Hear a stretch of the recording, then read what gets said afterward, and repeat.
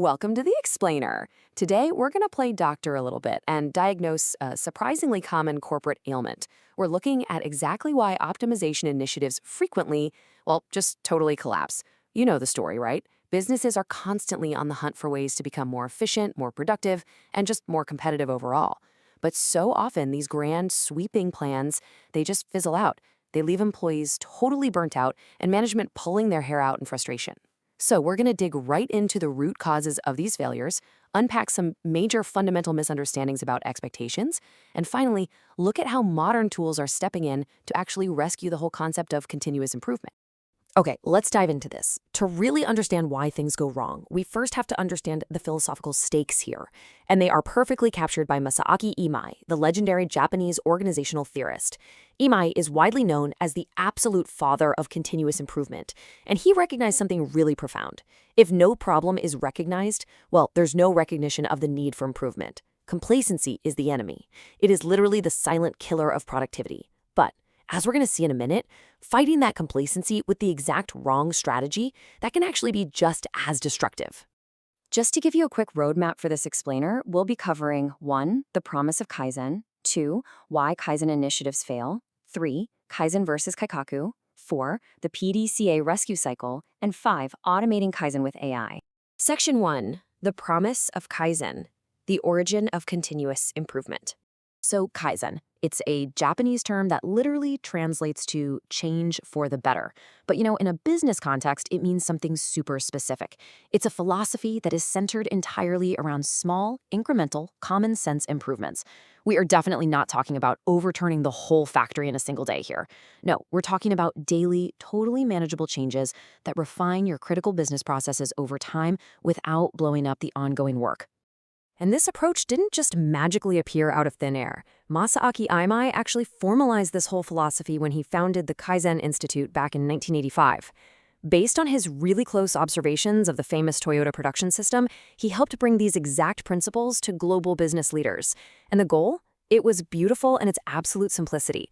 Help global companies achieve much greater productivity and quality with incredibly minimal cost and time just by refining what they were already doing day by day. Section 2. Why Kaizen initiatives fail. Let's look at the reality of broken implementations. So if this concept is so incredibly simple and basically free, why do so many companies get it so completely wrong? Well, let's put our doctor's coats back on and diagnose the severe symptoms of a failing initiative. Here are the top failure modes, and honestly, if you've ever lived through a massive corporate optimization push, you're probably going to feel a deep sense of validation hearing this list. Organizations fail because of a lack of sustainment. They just don't follow up. They overburden their staff with a bunch of extra tasks on top of their actual day jobs.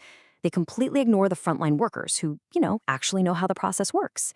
They hit a wall of resistance to change. Or they prioritize big, massive improvements all at once instead of sticking to the small stuff. And often, there's just a total lack of a strategic plan to begin with. And honestly, the most tragic part of all this is that organizations often start out really strong. They host this huge, exciting Kaizen event. They celebrate a bunch of short-term gains, and then they just give up way too soon. They completely fail to follow up. Basically, they expect immediate, massive success without actually giving the frontline proper support or giving employees the time they need to learn. And that ultimately undermines the entire process.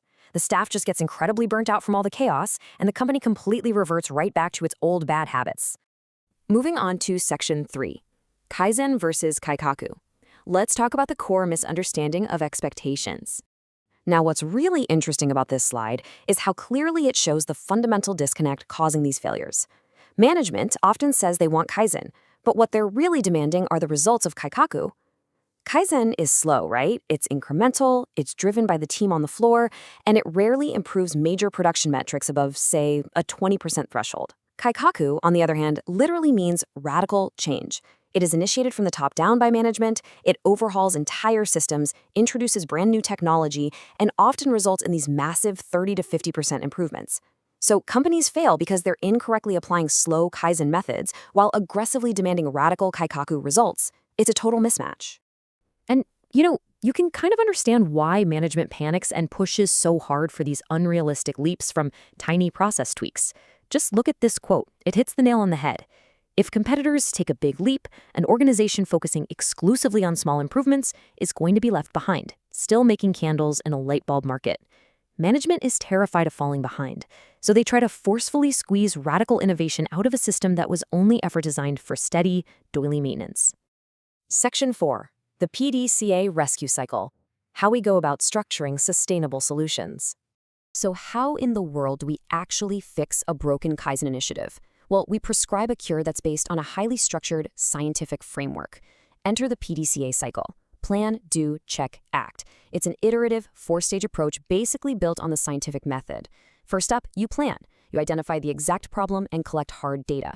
Second, you do. You develop and test a potential solution, but crucially, you do it on a very small scale.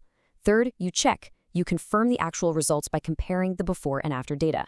And finally, fourth, you act. If it worked, great, you standardize it. If it didn't, no big deal. You just start the cycle all over again. It's this visual reminder of the undeniable structure that is absolutely required to rescue a failing initiative. So the crucial point is that this continuous feedback loop completely solves that failure mode of lacking a strategic plan. By objectively testing your hypotheses on a really small scale, you are actively protecting the company from those massive, disruptive rollouts that we know just burn out the staff.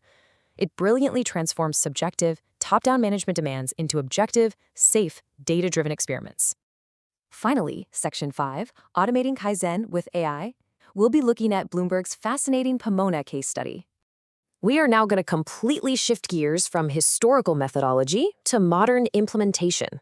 Let's look at what actually happens when you take these classic principles of Kaizen and evolve them using autonomous AI agents. This Pomona workflow echoes that PDCA cycle we just talked about, but it's totally automated, and this brilliantly illustrates exactly how it works. First, we've got the code scanning skill. This is basically task discovery. It just constantly hums along in the background, sniffing out code smells, linting errors, and dead code. Then stepping in next, we have the code repair skill.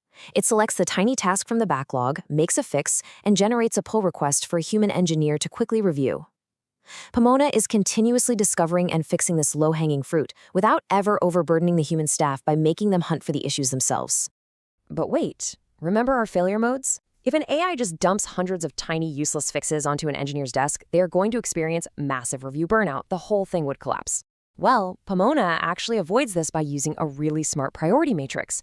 It categorizes every single task based on benefit and ease of review. It strictly tackles priority 1 tasks first, meaning things that catch real bugs or significantly reduce the maintenance burden and are super simple for a human to quickly verify.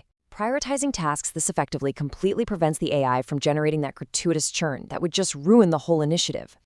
And the results of this highly disciplined approach? They are honestly staggering. During a 3-month deployment at Bloomberg, an incredible 82.1% of Pomona's 39 pull requests were merged by human engineers. 82.1%. And they were fast too. The median time to close for these AI-generated improvements was just over 2 hours. Guys, that is literal textbook Kaizen happening in real time, completely friction-free. So, how did they build that level of trust with the engineering team? By keeping the scope microscopic.